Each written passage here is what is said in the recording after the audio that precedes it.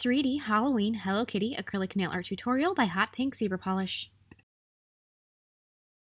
Hi guys, in today's video I have a really cute little Hello Kitty Halloween design with Hello Kitty wearing an outfit very similar to Melody's here that looks like a little skeleton, but hers is purple. I hope you guys like this design as much as I do, and don't forget to click subscribe to see all my future videos as well. So I'm going to begin with an overlay of green acrylic. So this green that I have has a little bit of a shimmer in it, which I absolutely love.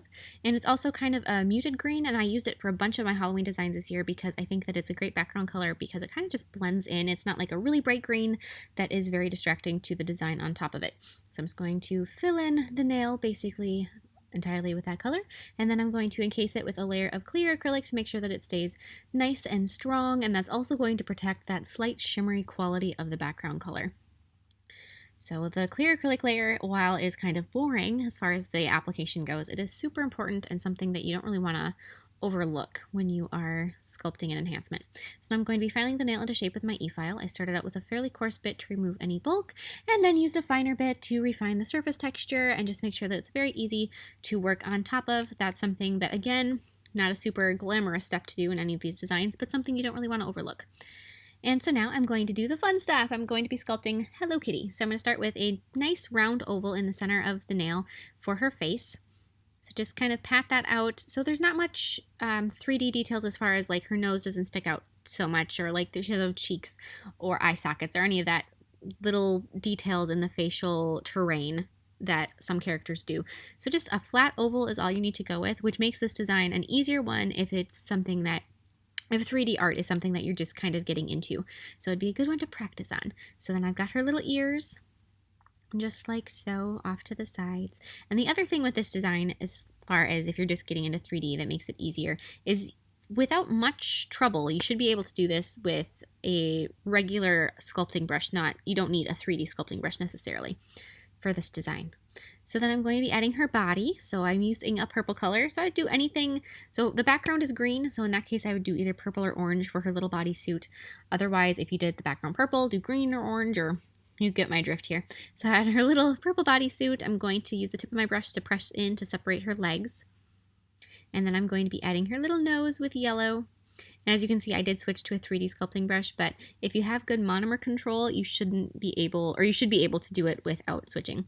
And I'm going to be adding her little bow with orange. So I used all three of those iconic Halloween colors. Just when you're doing this, make sure that you kind of switch it up and do however you like, but make sure that you use a bunch of Halloween colors so that you really get the Halloween vibes out of it. There's her little bow. Her bow is very simple. It's not too crazy. You have two very basic petal shapes and then a little circle in the middle. And then you're good to go. And then the last thing that you need to do is add her arms. So here's the first arm. I'm going to be sculpting it just kind of up over her face like she's a little surprised. Add her little thumb sticking out. Press the acrylic in from side to side. Make sure that it's not flailing out too far. Add the other one, symmetrical on the other side. Same thing, just kind of overlapping her face in a surprised expression. Just like that. And then I'm going to start with acrylic paint. I am going to add with a little highlight on her nose with yellow.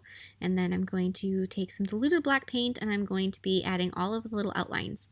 And on Hello Kitty, you want to make sure that you do plenty of outlines. You don't want to skip them. It's kind of part of her appearance is to have those nice thick black outlines.